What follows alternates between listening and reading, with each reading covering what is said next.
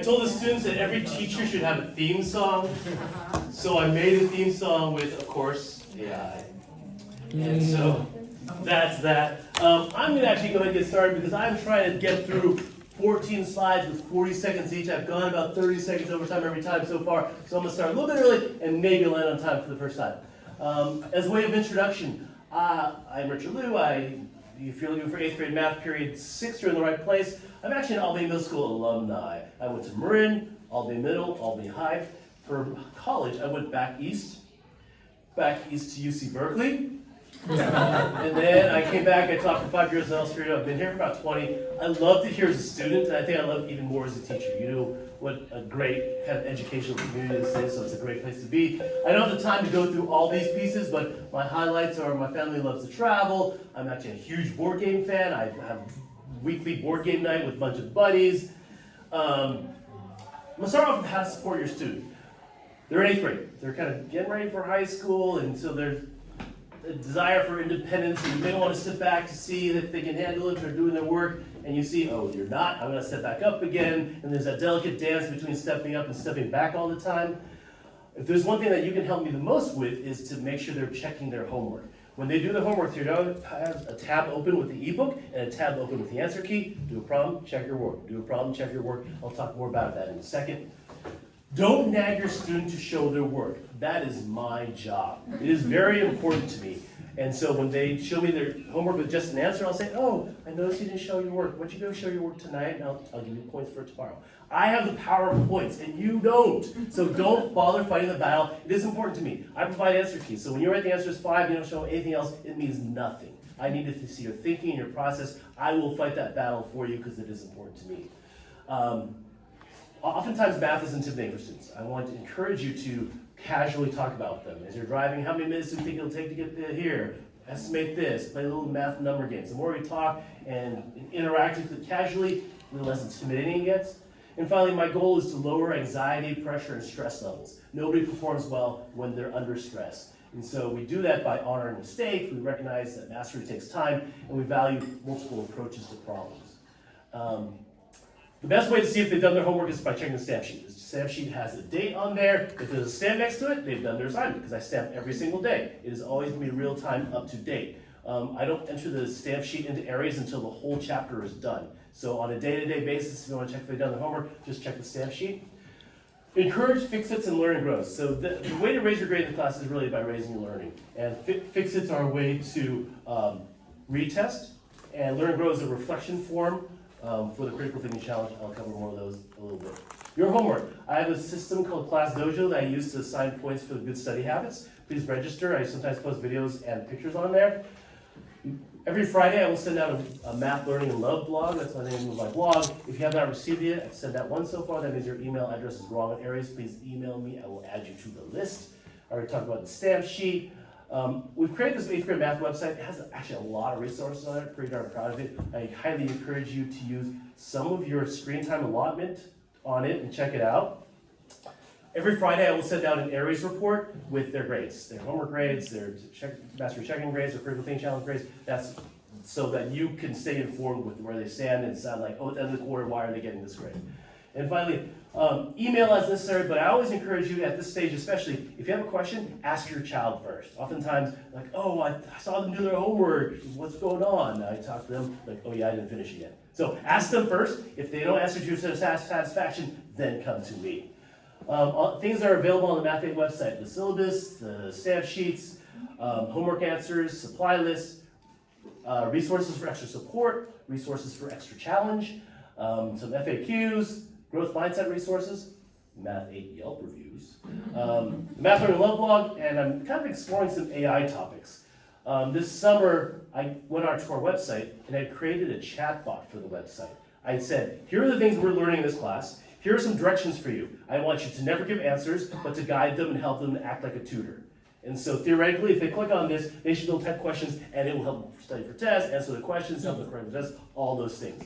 I've also been exploring ChatGPT a little bit. I think when ChatGPT came on the scene, teachers were like, this is the enemy, right? And whereas I'm thinking, this is a tool that the kids have right now, they're gonna have it for the rest of their life. How can we use it not to cheat, but to help us to learn and grow? And so I did a similar thing where I wrote a prompt for ChatGPT. here are the things we're learning. Please act as a tutor, meaning ask guiding questions, don't give answers, and be encouraging, be positive, help them study. And I'm going to send out a blog on it in the next week or two where you can just cut and paste that prompt into ChatGPT, and every time your student visits that session, it'll act as a tutor for them. And so, again, experimenting, but how can we use this resource to help them learn and grow? 30 years ago, there was a survey done in the Fortune 500 companies asking them, what skills do you most look for in prospective employees? The top 2 traits at that time, 30 years ago, were computation and writing. Since then, they've done a new survey, an updated survey, and those 2 are not even in the top 10 anymore. The top 2 traits now are problem solving and teamwork. And because those are the traits that your kids will be using in the workforce, that's how we're learning, right? We're collaborating, we're problem solving, working as a team. One example I give is I ask students, what's the internet about? Ultimately, the internet's all about communication. And in all likelihood, when you become into the workforce, you might be working with somebody across the world on a project. And you can't say, oh, I understand this, I know it, but I can't really explain it to you. Explaining intellectual ideas is not easy, right? But we've adopted the phrase convince me. We're gonna practice that skill here, right? You have an idea, you understand it, you know it's right, but how can you explain it so that we understand it and it makes sense to all of us? I don't like to call it homework, I like to call it practice. I come from a coaching background, and when I coach a player and I tell them to go out and shoot baskets in the backyard after practice, they don't get a grade for it, they don't get points for the game for it, right? They're getting better at it. Just like same thing in math, right? The only way to get better is by practicing. But just practicing is enough. If you've practiced 30 problems and you turn into me and you get them all wrong, all you've done is get better at doing it wrong, right? And so to help that, what I've done is I've created really extensive answer keys. For every assignment, my answer keys anywhere from 4 to 6 to 8 pages. And so my expectation is to get full credit, you must have at least 2 corrections and or additions. So if you got it wrong, write the correct steps, write the right answer. What if you get it all right? Some students try to make mistakes on purpose, so I have corrections. I'm like, no, my answer key is 8 pages long. You can find something to add to your answer to make it better. So this is an example of the past student homework. The pen is their work, and I'm looking at this, I'm like, this student really has a really good, deep, reflective time on their own work, and they deeply thought about my answers, and they were able to get a lot out of the assignment. That's my goal, is that it's a safe place to learn, to grow, to make mistakes, and to learn. And it's not a test where you're just checking whether you got it right or not. 3 truths about learning in class. There's no such thing as a math person. I think too often, even we as adults say, oh, I'm not a math person. I like science, I like cooking, I like history. I'm not a math person. When the studies show that everybody really can learn math. And I think once we put that statement out there, I'm not a math person, it gives the students an out. And whereas I think everybody can learn math. Mistakes score your brain. I'll talk about it more in a second. And speed is, contrary to how I'm talking right now, speed is not important. So what is math? At its very essence, math is about patterns. Mathematicians do 3 things. They notice patterns in the world, they talk about them with others, and then they generalize them. Every equation, every formula that you come across in math is some mathematician who's figured it out, and now we reap the benefits of it. And in doing so, math is really all about talking about patterns. That's why everybody can talk and do math, right? Mistakes. Here's how my approach to mistakes. They're expected, right? Everybody's going to make mistakes. I'm going to make mistakes. But you can't stop there. You have to respect the mistake, you have to inspect the mistake, study it, and then you have to correct it.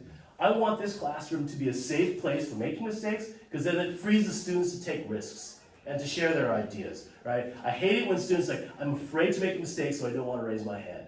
In this class, if you make a mistake, we gently guide and talk about it and get back to the right answer, right? It's not like, oh, you're wrong, right? And so I want this to be a safe space for making mistakes, so they feel willing to share their ideas, to critique other ideas, to ask questions. Speed is not important. I think one of the worst things that have been done to students is this like the mad minute. You have a minute to do all these problems, and you're forced to think under pressure. I acknowledge that different people learn at different paces. So I don't have what I call tests. I call them monthly mastery check-ins, which I make a parallel to a doctor yearly checkup. If you go to your yearly checkup, your doctor doesn't say, oh, your health is a D, I'll see you next year, right? They give you medicine, they give you therapy, they get better. Same lines with the mastery check-in. It's one snapshot of how you're doing in various topics. These you're doing great, these you need to work on. Things you need to work on, you're going to study them, you have a chance to get a better grade and show your understanding by taking the retest, which is called a fix-it. I actually hate grades. I hate it when students focus on grades. Oftentimes students are doing this artificial chase for points to raise their grade, when instead I would rather them focus on the learning. In this class, your grade is basically a reflection of your learning. So instead of focusing on the grade, if you focus on the learning and how can you improve your learning, your grade will then improve. So I just hate the pressure of grades. I always say that I would rather not have grades at all, and we just sit together and problem solve and study math and explore it together. Unfortunately, we haven't, so I would ask you to not put the pressure on it because, again, a grade is just a snapshot. We're trying to make progress each and every day, each and every lesson. I created this mastery tracker, so for each mastery checking we do, I put all the standards for the study, and then they enter their own score of how they did on each topic as a way of tracking their progress. It's kind of like the elementary school standards-based report card where they can track how they're doing in each topic over time. So what do students need to do? I want them to be courageous in their learning. I want them to be willing to practice to get better. I love this next phrase, fake it till you make it. Everybody knows what a good student looks like. You just can pretend. You stare at the teacher, nod, and pretend you're taking notes. That's what a good student looks like. If you do it enough, you'll internalize it and actually mean it at some point. So fake it till you make it. Finally, show some grit. We've done these area mazes. Maybe your students come to you and said, oh, this is so hard, I can't get it, I'm not smart. Einstein said, I'm not smarter than anybody else. I'm just willing to take more time on problems. And I want them to understand that, right? I'll be doing you a disservice if I don't give you things that are more difficult, but I also assure them, I'm never going to give you a problem that you don't have the ability to solve, right? You might just take more time, might think about it different ways, but you will get it. I didn't go too far over time, so thank you for coming. Email me if you have any questions. Thank you.